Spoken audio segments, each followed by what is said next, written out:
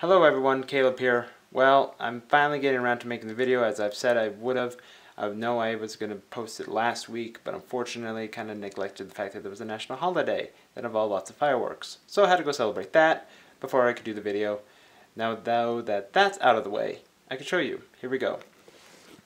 This is my pump action self-loading liquid crossbow. I've called it many names over the past several months, but I'm just going to revert it back to its old name, which was the Goblin. It's taken me several months, started it last semester sometime, but wasn't able to devote a whole lot of time due to school and life and stuff. But when the summertime came, I was able to devote some of my free time into this thing. These over here are its ammunition. These are 6-inch long, 5/16 inch wooden dowels, simply sharpened with a pencil sharpener. It was designed to shoot these primarily. And in this video, I'm going to show you how you operate it, load it, shoot some things, and then at the end of it all, kind of give you the mechanics on what makes it all sort of come together and work. With that in mind now, let's go ahead and get started. Alright, so first things first, I'm going to show you guys how you operate it and shoot it. But before I can do any of that, I'm going to have to load up some bolts because hopper up here is kind of empty.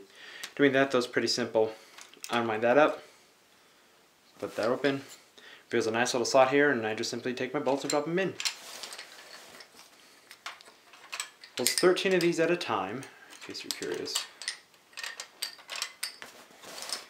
13 before I have to reload it again. I went through 6 different designs with this hopper trying to get one to work, and 6th time was a charm.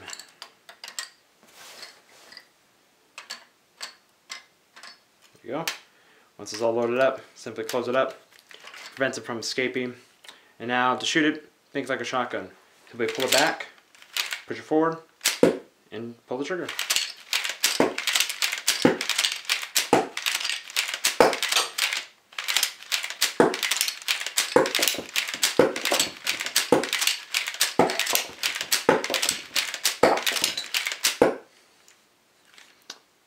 And as you can notice, hopper's empty. And just because I want to, just load up a couple more here. That's what I got left in my pocket.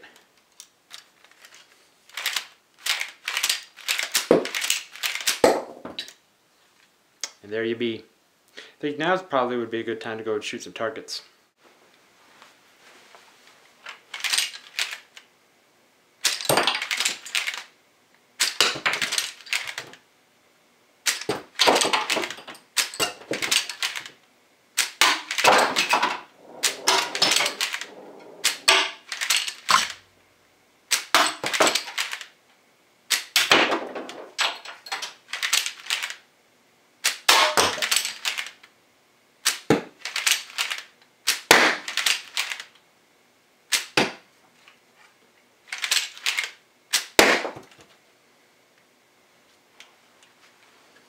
So before I can show you guys what's going on in the inside, I'm going to have to remove the hopper first. What that means is the hopper is actually a completely separate accessory from the crossbow itself. I can take it off and still shoot with the crossbow. I'm just going to have to manually load in the bolts myself. To do that, you have to remove 3 pins. 1 pin right here, and then the other 2 are back there. And you can remove them in any particular order, doesn't matter.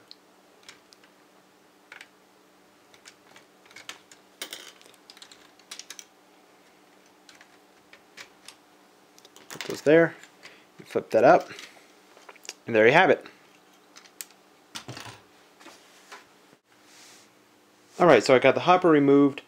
I had to tear apart the stock a little bit in order to get onto the inside, but that'll be fixed later on. So how does this work? Simply, as we've seen, the slider kind of slides along the rail here, which is now gone.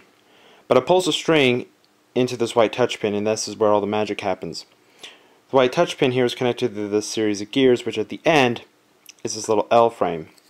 And as it's pushed back, the L frame gets wedged in between the clamp and this other piece here. You can't see it, but it's there. Now I can pull on this clamp as much as I want, and you'll notice that it's not budging anywhere. In fact, it's kind of pushing really hard on that. Normally it doesn't bend that much, but when you have the other side on. In any case, it's not going to go anywhere. Attached to the L frame is this little beam that connects it to the trigger, and the trigger, by pulling it, simply pushes the L-frame out of the way, allowing it to release. One more thing about this design, you'll notice that these gears aren't exactly tight. These two will move when the other moves, but this one down here, not so much. And because of that, sometimes the touch pin can be pushed all the way back and the L-frame doesn't wedge itself properly, so that can cause misfires, and that's definitely something we don't want. In order to fix that, connected to the beam way back here are these set of magnets, and it's these that solve for that problem. As the touch pin is pushed back, the beams and the magnets will get closer together. Eventually the magnets, the attraction between the two is strong enough that it just takes over the entire mechanical process. They'll connect and in turn pull the L-frame into position, wedging it and locking it in place. This means every time you slide the slider back, it will lock into place, no questions asked. With that said, let's go ahead and look at the hopper. Alright, so I got the crossbow put back together, got the hopper installed. Now I'm going to show you guys how the bolt loading system works. First off, that opens up on the hopper, and that's a nice little feature. Allows for easy access to the hopper in case, you know, some bolts jam up or for some other reason you need access to it. But I open it up for the reason of showing you guys this axle here at the bottom. It spans the entire length of the hopper. And what that simply does is on that axle are a bunch of L-shaped pieces, and the bolts come to rest on that as they come down from the top to the bottom. And as the axle rotates, it simply displaces the bolts from the hopper to the chamber underneath. How that's done is here. This little section right here. Attached to the axle is this blue gear that's connected to this tooth plate, the tooth plate being connected to the clamp. When the clamp locks down to hold the string, the tooth plate moves, rotating the axle, dropping the bolt into the chamber underneath. This ensures that until the clamp is locked in completely, no bolt is going to enter into the chamber until that's done. So it's a nice little safety feature. And that's the system. And there you have it, everyone. A pump action self-loading Lego crossbow that works. One thing I forgot to mention back here towards the beginning of the video was that the stock is actually completely adjustable along that entire length. By pulling this pin out, you can simply push it to your desired length and then just put the pin back in and it locks it in place. Cool. Hope you guys all enjoyed the video. Hope it made sense. This was a lot of fun to build and design. It's a lot of fun to shoot, and it's just awesome that it actually works. Until next time, take care.